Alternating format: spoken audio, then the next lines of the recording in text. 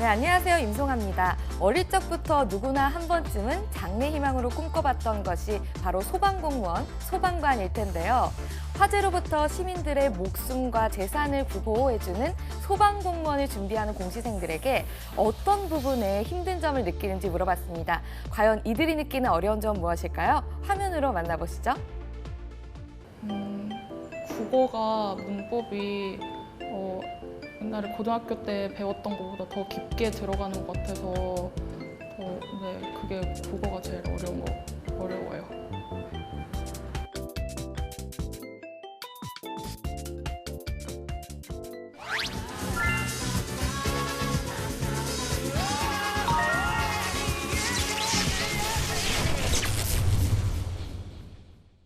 네, 공무원 특집 1호봉 탄생 소방 공무원 특집 이원차 함께하고 계시는데요. 방금 전에 그 여학생이 참 이쁘게 생겼는데 표정이 아주 인상적이었습니다. 얼마큼 국어가 본인을 괴롭히면 이렇게 인터뷰하는데도 계속 인상을 쓰면서 인터뷰하는 모습이 참 안타까운 마음이 들었는데 이게 어제 저희가 이제 소방 공무원 시험에 대한 점검을 하면서 국어, 영어, 한국사 필기 시험의 점수 확보가 중요하다 이런 얘기를 했었는데 교수님. 네.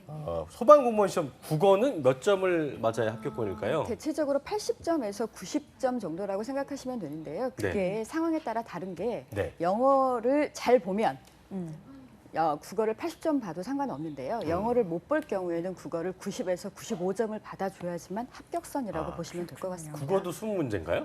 맞습니다. 그러면 모든 과목이 20문제입니다. 영어를 못 볼 경우에는 1개 정도, 그리고 한 2개 정도.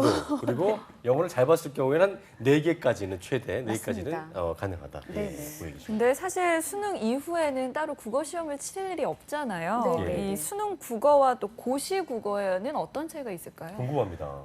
수능 국어는요, 일단 이해 위주로 이루어지는 시험 방식이에요. 네. 그래서 네. 지문을 읽고 그 지문에 해당하는 부분만 적용만 잘하면 되는 시험인데요. 네. 고시 국어는 이해 부분 따로, 암기 부분이 따로 철저히 존재하는 부분이에요. 그래서 이 암기 파트를 제대로 외우지 못하면 그때는 뭐 망치게 되는 거죠. 그러니까 암기만 해서 암기만 하고 달려드는 분들이 있는데 암기하고 이해까지 해야 되니까 정말 그 제대로 그 글을 파악하고 이해한다는 건데 이게 문제를 봐야 좀 느끼고 올 것 같은데요. 수능 국어와 일단 공무원 시험 국어 어떤 차이가 있을 것인지 임송아 강사님이 준비를 하셨습니다. 문제 보여주시죠. 네, 소방공무원 시험의 바로 필수 과목인 국어, 수능 국어와는 어떤 차이가 있을지 수능 국어 문제와 함께 저희가 비교해서 보여드리도록 하겠습니다. 먼저 수능 국어 문제를 보여드릴 텐데요. 보기와 같이 여기에 보시는 문제를 보면 보기를 참고하여서 적절하지 않은 것을 고르는 문제입니다. 고등학교 2학년 시험 문제고요. 이 보기에서는 동화 현상을 설명해주고 있습니다. 조금 더 자세히 읽어보겠습니다. 동화 현상은 한 의문이 인접하는 다른 의문의 성질을 닮아가는 현상이다. 동화에는 니은, 미음의 앞에서 기역, 디귿, 비읍이 이응, 니은, 니음으로 변하는 비음화, 리을의 앞뒤에서 니은이 리을로 변하는 유음화, 끝소리가 디귿, 티귿인 형태소가 모음 이로 시작되는 형식 형태소를 만났을 때 디귿, 티귿이 지읒, 치읒으로 변하는 국외음화가 있다. 다음 중에 틀린 것을 고르는 문제인데요. 1번 문제를 보면요. 밥, 물은 밥물로 발음해야 한다. 밭을은 밭을로 발음해야 한다. 등산로는 등산로로 발음해야 한다. 땀 바지는 땀 바지로 발음해야 한다. 네, 이 문제들 중에서 과연 적절하지 않은 것은 어떤 보기였을까요? 시청자 여러분들도 함께 풀어보시죠. 이건 되게 자기가 잘할 수 있는 게 밭을이 아니고 밭틀이죠. 네, 2번 같은데 밭틀. 옛날에 이게 왜 그러냐면 이제 이 밤의 끝을 잡고라는 노래가 있는데 거기서 김조한 씨가 그 당시에 막 한국을 잘 못하니까 이 밤의 끝을 잡고 이래갖고 제가 그것만 들을 때마다 그냥 끝을 잡고 있는데 이렇게 있었는데 제가 볼 때 밭을 같습니다. 이거. 네, 뭔가요, 어떤 거 네, 같습니까? 맞습니다. 잘하시네요. 맞죠? 저도 논리는 이 밤의 모릅니다. 끝을 잡고를 애들한테 얼마나 열심히 얘기를 했는지 모릅니다. 네. 그 문제를 지금 살펴보시면 그 문제는요. 그 보기에 있는 내용하고 1, 2, 3, 4번에 있는 내용이 연결만 잘 하면 되는 문제예요. 그러니까 네. 굳이 외우지 않아도 되는 문제라는 거죠. 예. 거기서 국외음에 대한 설명을 보시면 티읕하고 디귿이 이모음과 만나서 지읒하고 지읒으로 이루어지는 부분인데요. 네. 2번의 밭을은 이가 아니라 의가 있기 때문에 그때는 칠이 아니라 틀이라고 읽어야 한다라는 그 원리만 그대로 적용만 하면 되는 문제입니다. 그렇군요. 네. 아까 이제 수능 국어가 얘기하신 대로 그 이해 위주라면 고시 국어에서는 암기 문제가 나오는데 이 부분에서 어떤 공시생들이 헤맨다고 좀 합니다. 과연 어떤 문제가 있는지 이것도 한번 풀어보죠. 송하쌤.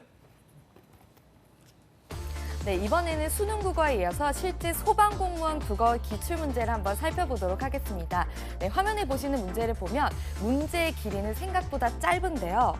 소방공무원 국어 기출문제에서 다음 보기 중에서 음운 변동이 다른 하나는 고르는 문제입니다. 네, 음운 변동이 다른 하나 제가 보기를 읽어드릴 텐데요.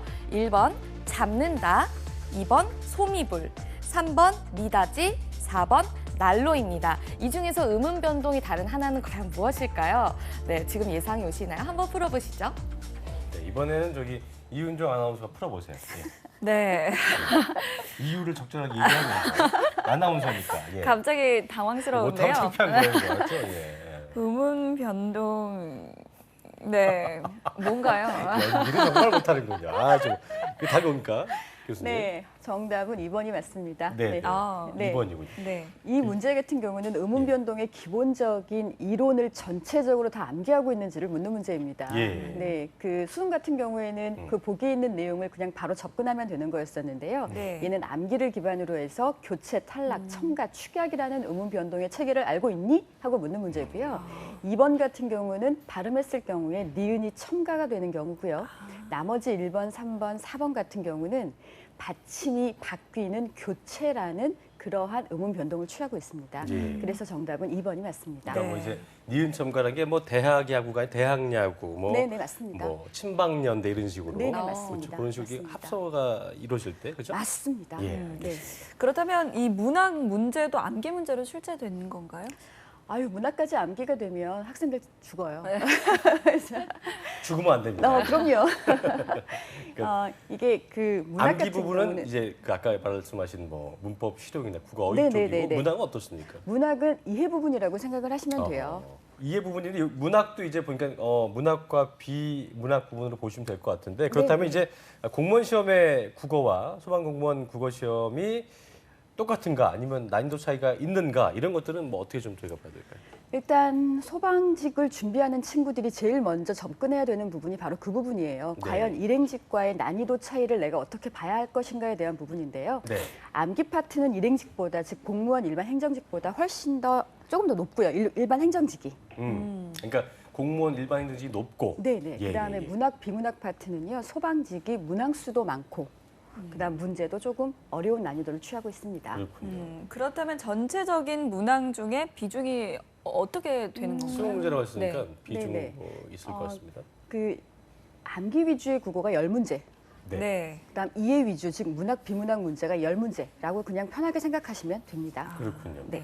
이게 국어 20문학을 영역별로 딱 정리를 해주셨는데 이게 보니까 뭐 문법도 있고 실용 국어도 있고 문학도 비문학 뭐 어휘 부분이 있는 것 같은데 네. 좀 더 구체적으로 저희가 영역별로 어떤 문제가 나오는지 설명해 주시면 좀 좋을 것 같을 텐데요. 먼저 문법 영역부터 좀 짚어주시죠. 예.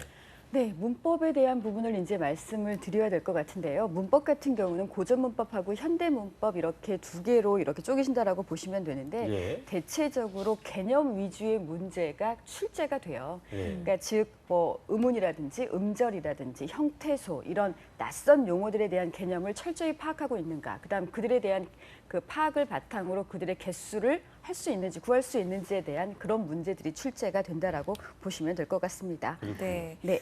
뭐 형태소, 어절, 파생어, 뭐 합성어 이런 것들 말씀하시는 거죠? 네, 네, 맞습니다. 저희가 그렇습니다. 문제를 보면은 아까 같은 뭐 끝을 같은 경우도 네, 네. 그냥 그게 익숙하니까 하는 건데 그걸 이제 말로 풀려면은 이게 무슨 말인지 모르겠는 경우가 많을 텐데 그 원리를 잘 알고 있어야 된다는 거죠. 당연하죠. 그래야죠. 그래야지만 어떤 문제든지 응용 가능할 수 있는 힘이 생기거든요. 그렇군요.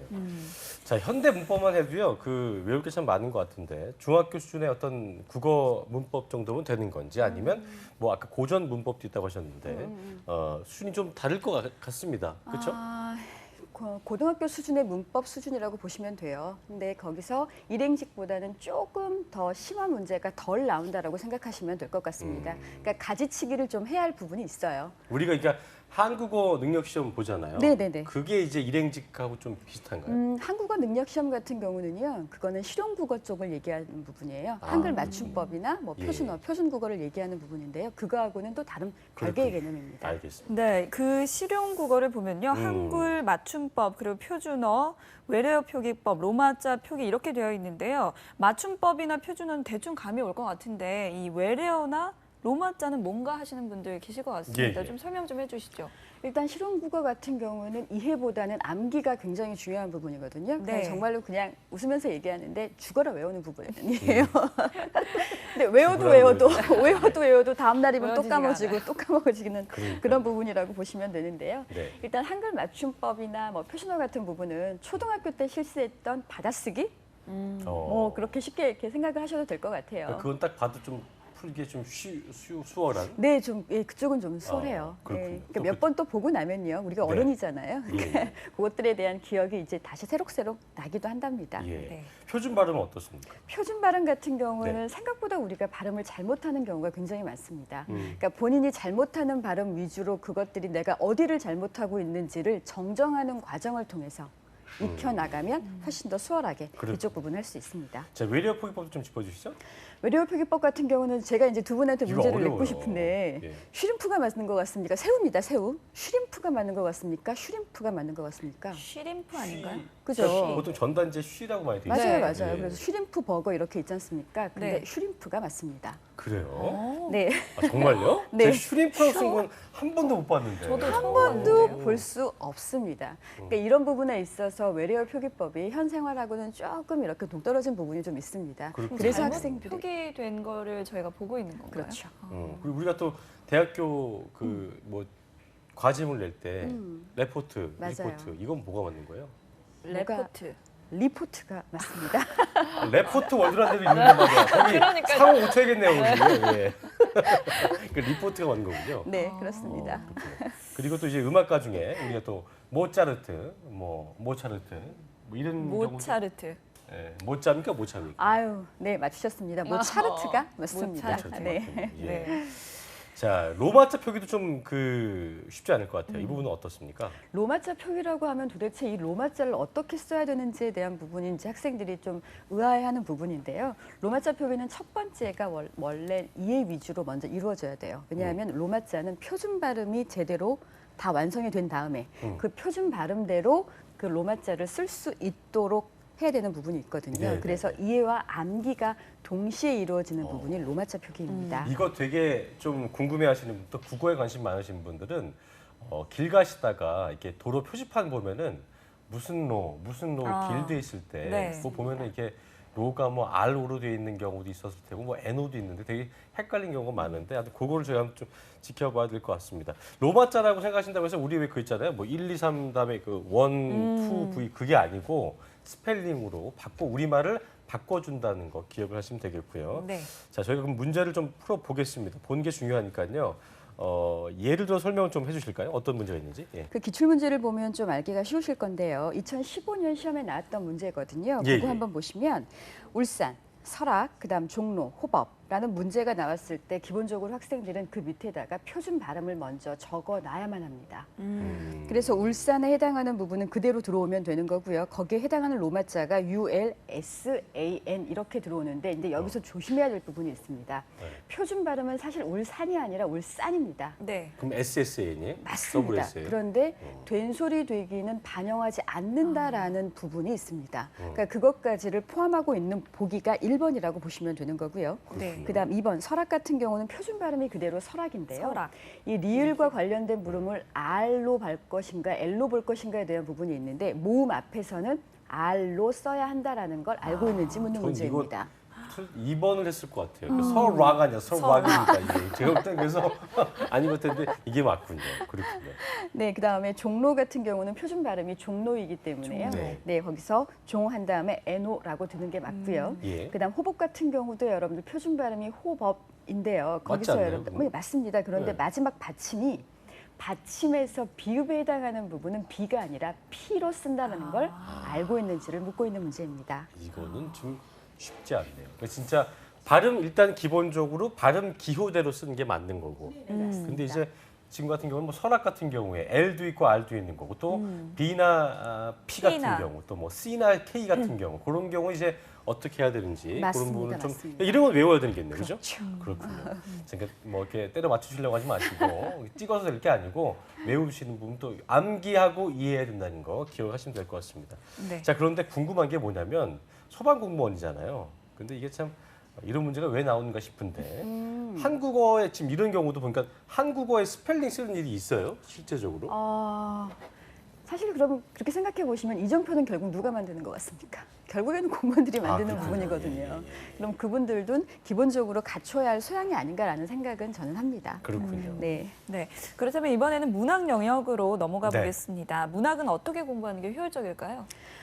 일단 문학과 관련된 부분은 크게 고전 문학과 현대 문학 그렇게 두 파트로 쪼개지는데요. 네. 공부하는 방법이 조금 다릅니다. 예, 어떻게 고전 문학 됩니까? 같은 경우는 작품 수가 제한되어 있습니다. 그래서 고전 문학 같은 경우는 개별 작품 위주로 공부를 하시는 게 훨씬 더 기억에 더 오래 갑니다. 그렇군요. 하지만 현대문학 같은 경우는 어마어마한 작품 수를 자랑하고 있는 게 현대문학입니다. 그렇기 때문에 현대문학은요, 작품을 해석하는 어떠한 힘을 기르는 그러한 공부를 하셔야 될 것 같습니다. 기본적으로 그러면 이제 고전 문학은 아까 말씀하신 대로 작품이 좀 한정되어 있기 때문에 네. 어느 게 나올지 좀 대충 감은 잡을 수 있겠네요. 그렇죠. 그렇죠. 근데 이제 현대 문학은 이제 랜덤으로 물자기로 나오니까 이제 맞습니다. 어떻게 보면 약간 좀 복불복의 개념도 맞습니다. 있겠군요. 네. 그렇군요. 일단은 뭐 고전 문학은 작품 위주로 공부를 하시고요. 또 현대 문학은 문학을 해석하는 힘을 기르는 연습을 하라는 거예요. 왜냐하면 어떻게 나올지 모르기 때문에. 그러니까요. 그래서 좀 외운다기보다는 좀 이해해서 그 연습을 통해서 어떤 그 유형을 좀 익히시는 게 중요할 것 같습니다. 자, 소방 공무원 준비하시는 분들 꼭 기억을 하고 계시죠? 자, 그 다음은 그 비문학 영역인데요. 이거는 어떻게 공부하면 좋을까요? 좀 재미도 없을 것 같긴 해요, 그렇죠? 비문학 부분. 예. 비문학 부분에 있어서 학생들이 이제 가장 많이 힘들어하는 것 중에 하나가 또 비문학인데요. 이 비문학을 어떻게 공부해야 합니까? 라고 물어보는데요. 비문학 공부 방법은 굉장히 단순합니다. 질문의 의도를 먼저 파악하는 그 힘을 길러야 되는 게 맞습니다. 네. 우리가 이제 그 기사에서 시쳇말로 야마란 얘기하거든요. 테마, 네네. 테마, 주제를 얘기하는데 이 그 주제를 알아야겠군요. 이게 비문학 의도. 질문은요. 의도에 해당하는 부분이 그 의도라고 얘기하는 부분이 글의 네. 주제를 묻는 문제도 있고요. 네네. 아니면 글의 논지 전개 방식을 묻는 문제도 있고요. 다양한 방식이 존재합니다. 근데 대부분의 학생들은 글에 제공되어 있는 정보만 해석하려 하기 때문에 비문학과 관련된 부분을 자주 틀리곤 합니다. 예, 그렇군요. 그러니까 글의 주제 파악이라는 게 이제 뭐 글의 주제도 있고 출제자의 의도도 있을 텐데 그러니까 그런 것들을 많이 좀 읽어보는 게 중요하겠네요, 기본적으로. 그렇죠? 그렇죠. 많이 일단 많이 틀려보고, 읽고요. 그렇죠? 맞습니다. 예. 네. 알겠습니다. 그렇다면 마지막으로 이 어휘 영역 공부 방법은 어떻게 하면 좋을지 설명해 주시죠. 네, 이 파트 중에서 가장 학생들이 제일 안 하는 파트, 죽어라 좀 제발 좀 해라라고 하는 파트가 어휘 영역 파트입니다. 어휘 진짜 예, 단어 외우기 싫지 않습니까? 네. 네, 더더군다나 한자를 멀어진 지가 꽤 됐는데 그 한자 공부를 다시 하라고 하니 이게 네. 얼마나 짜증이 나겠습니까? 그러니까요. 근데 그 한자 공부와 관련된 부분을 특히 한자 성어와 관련된 부분을 먼저 익힐 필요가 있다는 거 꼭 주의해 주셨으면 좋겠습니다. 네. 네. 그러니까 스토리텔링이 있는 것도 아니고 어떤 뭐 이야기의 흐름이 있는 것도 아니기 때문에 그냥 드립다 외워야죠. 그게 참 어려운 부분인데 이게 중요하다는 걸 얘기하셨습니다. 이게 지금까지 문법, 맞춤법, 표기법, 또 문학, 비문학, 한자 성어까지 저희가 외워야 할 게 너무나 많은 것 같은, 방대한 것 같은데요. 소방 국어 시험 합격을 위해서 이렇게 해야 된다는 건데 무조건 열심히 하라 이런 거 말고 좀 팁이 있을 것 같아요. 좀 효율적인 팁. 예. 가장 효율적인 팁은요, 기출 문제를 많이 풀어보는 게 좋습니다. 예. 근데 음. 기출 문제를 많이 네. 풀어본다라는 게 여러 예. 권을 사라는 얘기는 아니고요. 기출 문제집은 한 권을 사서 한 3번 내지는 4번 정도 반복해서요. 반복을 통해 익히는 게 가장 좋습니다. 이게 보니까 시간 안배가 보니까 중요하겠더라고요. 네, 네, 그거 어떤 맞습니다. 식으로 해야 돼요? 국어가 각각의 과목이 20분 정도 배당이 되어 있는데요. 예, 예. 실질적으로 시험장에 가면 영어 같은 경우는 20분이 안 되고 한 30분 내지 35분 정도가 소요가 되거든요. 예. 그럼 나머지 과목에서 그 부분을 할애를 해야 되기 때문에 국어 같은 경우는 실질적으로 15분에서 17분 정도 내에 20문제를 푸셔야 그러니까 됩니다. 한 문제 1분이 안 되는 거니까. 네, 맞습니다. 아, 이게 그게 풀다 보면 가능할까요? 막그 지문이 이해가 안 되면 막 우리가 소위 시체 말로 막 똥줄 탄다는 거죠. 막 오금이 저리고 막 이거 어떻게 해야 되나 막 그럴 때가 동동 그럴 때가 있는데 그런 때는 이제 좀 스킵을 과감하게 해야겠죠. 그렇죠. 그렇죠. 예. 네, 알겠습니다. 자, 그리고 암기를 얘기하셨는데 암기에 좋은 방법이 또 있을 것 같아요. 어떤 게 좀 있을까요? 암기는 기본적으로 처음에는 이론서를 보면서 이렇게 하는 게 좋긴 한데요. 근데 그 이론서에서 이렇게 너무 빽빽하게 되어 있으니까 그게 네. 암기하기가 좀 힘들어요. 널찍널찍한 기출문제 풀이를요, 3-4번 하시면 그게 그대로 또 문제에 나오기도 해요. 예. 그럴 경우에는 그냥 오케이 하면서 이제 풀어나가면 되는 겁니다. 그러니까 암기의 가장 좋은 방법은요, 기출문제 풀이입니다. 반복해서 네. 기출문제 풀이해라라고 하셨습니다. 네. 윤정 아나운서 다시 한번 정리해 주시죠. 네, 제가 다시 짚어드릴게요. 먼저 기출문제집 한 권을 사서요. 네. 3번에서 4번 이상 반복적으로 푸시고요. 또 20문제를 17분 안에 풀어야 되고 예, 예. 또 영역별 기출문제집 한 권, 연도별 기출문제집 한 권으로 공부를 해라. 이렇게 팁을 주셨는데요. 네네. 암기를 많이 해야 하니까 또 꾸준히 하는 것도 중요할 것 같은데요. 네네네. 꾸준히 하셔야 됩니다. 일단 하루에 그 공부를 얼마큼 해야 공부량. 합니까? 예, 네, 예, 하고 예. 저한테 이렇게 물으는 학생들이 좀 있거든요. 그런데 이제 사람마다 좀 다르긴 한데요. 합격생들이 공통적으로 말하는 시간은 당연히 있죠. 예, 당연히 있는데 최소 국어는 매일 30분 어휘 연습은 꼭 하셔야 되는 거고요. 어휘만 30분씩. 네. 예. 근데 그 어휘를 영어 어휘 할 때 같이 이렇게 바로 연달아서 하시는 게 가장 좋아요. 네. 안 그러면 국어 어휘는 하기가 싫으니까 그냥 안 하게 돼요. 그렇군요. 네, 그렇게 되고 하루를 오전, 오후 이렇게 그다음에 저녁 이렇게 나눈다면 국어 공부는 오전 시간에 하시는 게 가장 좋습니다. 집중력이 좀 좋을 때 하는 네, 거죠. 네. 예. 그다음 점심 시간 이전에 끝낼 수 있는 공부량을 미리 정하신 후에 그다음 그렇게 그 부분을 점심 시간 전에 딱 끝내는 방법으로 하시는 게 그렇군요. 국어 공부할 때는 가장 좋습니다. 점심이라는 건 일단 기본적으로 밥을 먹고 나면 또 식곤증이 생기기 때문에 또 늘어지고 그 이후에는 집중이 안 되기 때문에 뭔가 외우고 집중할 수 있는 오전 시간을 택하라는 거 교수님께서 얘기해 주셨으니까 집중하시면 되겠습니다. 자, 최근에 그리고 또 문제 출제 경향을 좀 저희가 살펴봐야 되는데 어떻습니까? 소방직은 기출 문제를 공개하지 않습니다. 않습니까? 네. 그래서 예. 학생들이 기억을 통해서 이제 간간히 복원되는 문제가 있긴 한데요. 예, 그 예. 최근에 나온 그러니까 2, 3년 그 최근 걸로 보시면 예. 문학 부분이 조금 더 문제가 더 많이 나왔다라고 생각하시면 될 것 같습니다. 그렇군요. 그런데 이제 이번에 2016년 같은 경우는 비문학 문제 중에서도요, 비문학 이론을 묻는 문제가 출제가 됐었거든요. 그래서 학생들이 조금 어리둥절했던 부분도 있었습니다. 예, 예.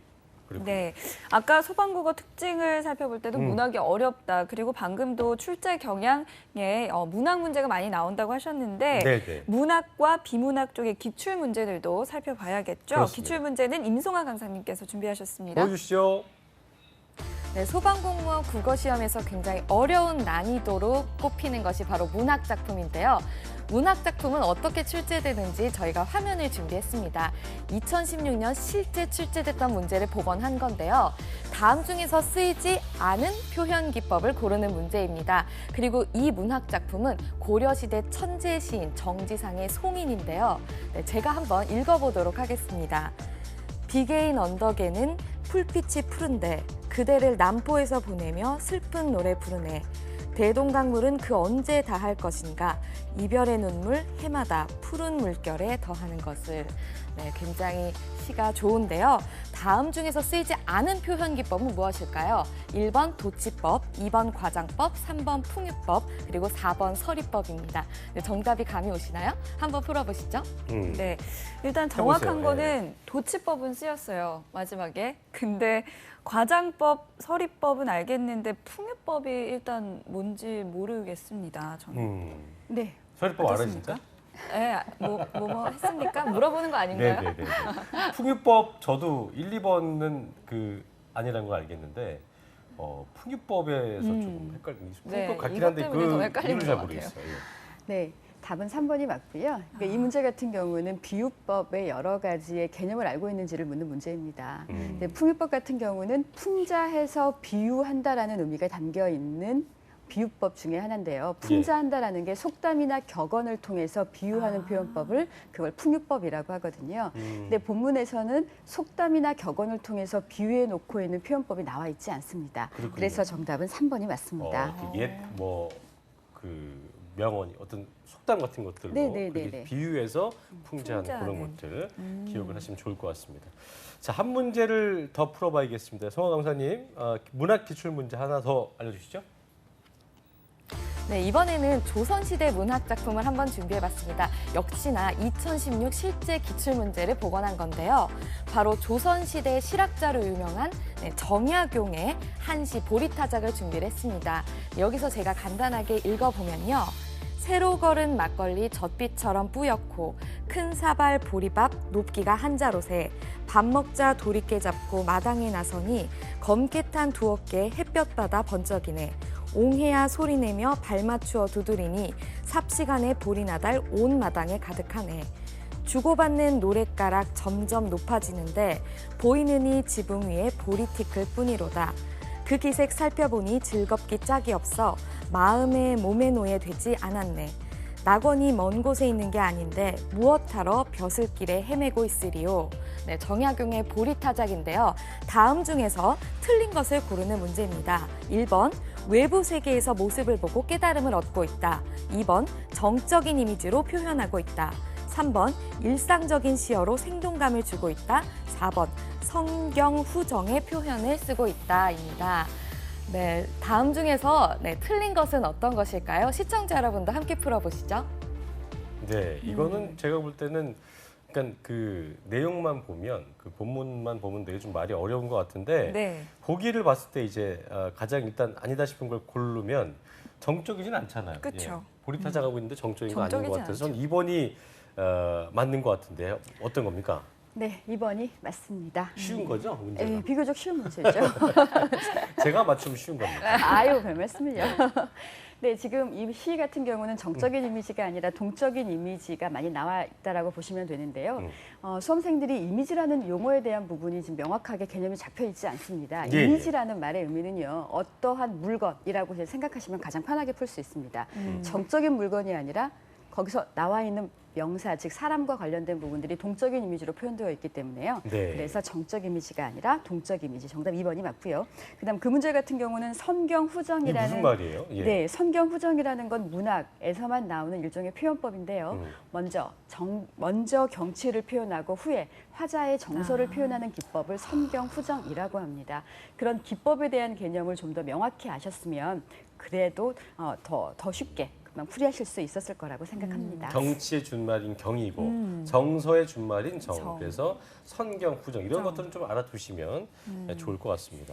네, 자, 단순히 예. 이렇게 암기하는 문제보다는 오히려 풀만한 것 예. 같습니다. 비문학 문제는 또 어떻습니까? 비문학 문제 같은 경우는요, 여러 개의 다양한 방법으로 출제가 됩니다. 네. 이론을 묻는 문제도 있고요. 그다음에 여러 가지 정보를 파악하는 문제도 있고요. 논지 네. 전개 방식, 그다음 글을 쓰는 전개 방식 등 다양한 방식으로 출제가 되는 학생들이 부분이라고 좀 되게 보시면 어려워하죠? 됩니다. 네, 맞습니다. 예, 틀리기도 많이 틀리고. 그럼요. 알겠습니다. 어쨌든 학생들을 좀 괴롭히고 있는 문제 분야인 것 같은데 좀 그럼 저희가 좀 풀어봐야겠죠. 저희는 그 틀릴 거라 예상을 좀 해보면서 임소환 강사님 비문학 기출 문제 보여주시죠. 네. 네, 읽다가도 헷갈리고 굉장히 단조롭게 느껴지는 게 바로 비문학일 텐데요. 비문학 기출문제는 어떻게 나와 있는지 한번 살펴보겠습니다. 역시나 2016년 실제 출제된 문제를 복원을 한 것입니다. 네, 이 글의 진술 방식을 보고 알맞은 것을 고르는 문제입니다. 음악에 관한 설명이 나와 있는데요. 제가 간단하게 읽어드리도록 하겠습니다. 음악은 기호로 적거나 마음에 담아두는 방법으로 전해진다. 대개 서양 음악은 기호로, 동양 음악은 마음과 입으로 이어왔다. 두 방법은 그 음악을 즐기는 데서 우선 큰 차이가 난다. 마음속에 담아둔 음악엔 길게 하고 싶으면 길게 하고 시간이 없으면 빨리 끝낼 수도 있다. 청중의 반응이 좋으면 예정에 없던 가락을 넣을 수도 있다. 네, 이하로는 생략을 하고요. 두 번째 문단을 제가 읽어보도록 하겠습니다. 여기부터가 중요할 텐데요. 판소리를 예로 들어보자. 노래와 사설이 섞인 장면들이 모여 한마당을 이루는 판소리는 시간이 짧으면 짧은 대로, 길게 하고 싶으면 길게, 자세하게 부를 수 있다. 이렇게 해서 쭉 문장을 설명을 해주고 있습니다. 다음 중에서 제시된 기술 방식이 어떤 것인지 알아맞추는 문제인데요. 1번 묘사 분석, 2번 정의 예시, 3번 정의 분석, 4번 대조 예시입니다.